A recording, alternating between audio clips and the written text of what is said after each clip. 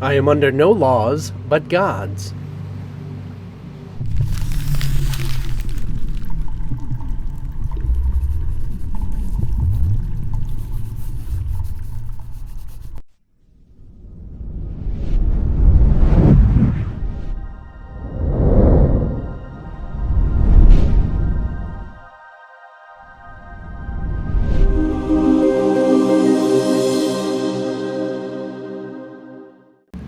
We've discussed that this lesson will be coming up and talking about it, and here it is.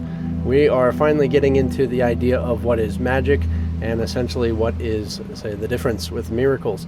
And it's rather interesting because this is one of the most misunderstood lessons, and it kind of is the basis of misunderstanding the entirety of A Course in Miracles. So the fact and what the matter is about what magic is and what miracles are and what the laws of God consist of all seem different.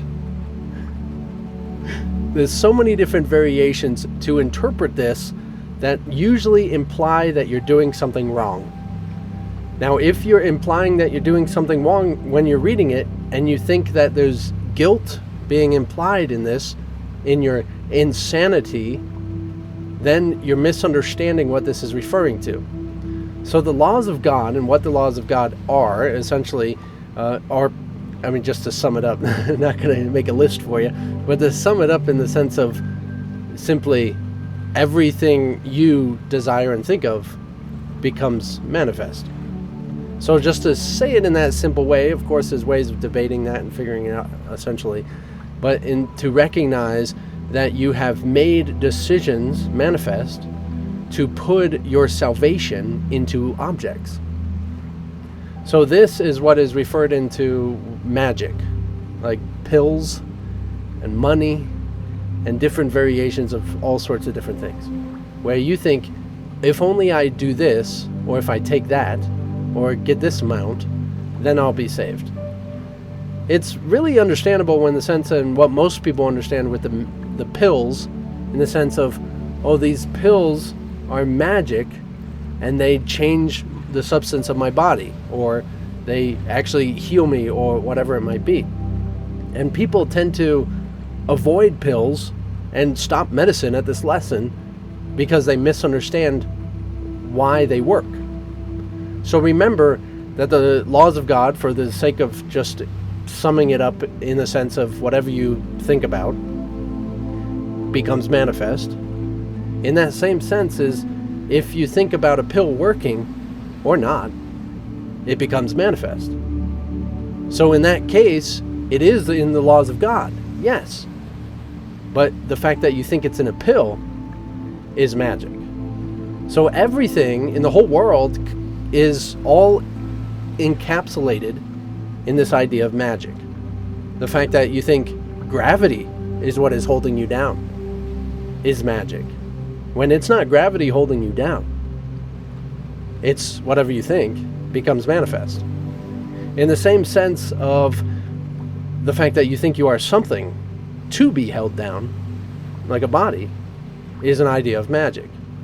You put all of these different variations and laws into different constructs and shapes and forms of what you call your world. And so everything goes by this.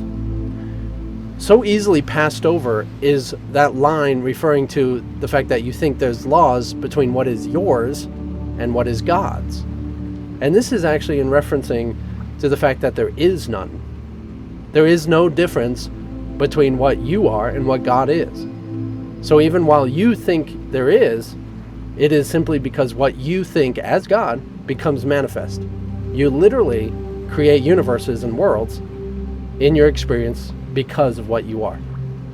Now, to go against that is a whole nother story, because you made a decision already to be here. And to go against a decision, you have to be in that same authority, that same position in which you made solid construct. It's a pretty fascinating thing, because all throughout this course, we'd like to say that this is talking to essentially an ego, and it's trying to hint to what is the truth of you. But really, there is no ego. All throughout A Course in Miracles, there is not any discussion about an ego. even when it says and is discussing about an ego. An ego is just an idea that you have about yourself. You have it about yourself. But what you are, in the laws of God, has an idea, and it becomes manifest. It does not make it, in that sense, real, but it will be experienced as real. So even in that state of what you are as actually one with God, it doesn't matter what you think, because it will all become manifest at one point or another. So this idea of referring to and getting into the laws of God, we simply have to recognize that yes, there's all these other variations of laws about starving and dying, and that you need money to get food, and different variations of health and protective clothing, and all these different things are all constructs in your mind that have become manifest. So we like to think, and so easily with course students, including myself at the beginning, misunderstand as if there is something other than the laws of God, as if magic is something outside of the laws of God, and that's a misunderstanding. I am under no laws but God's. That's not saying that these other laws can't apply. These laws are only applying because of the law of God in which I'm using to make it happen. I had an idea of gravity, I have an idea of bodies, I have an idea of separation, and it literally becomes my reality. I make worlds and universes manifest from that simple idea. That is under only the law of God. So we have to recognize that even while it seems like there's many other laws, all of this whole digest of different laws, all of these are here because of decisions made. We call them discoveries. Decisions made by that in which you are, by the one law of God, that what you think becomes your reality.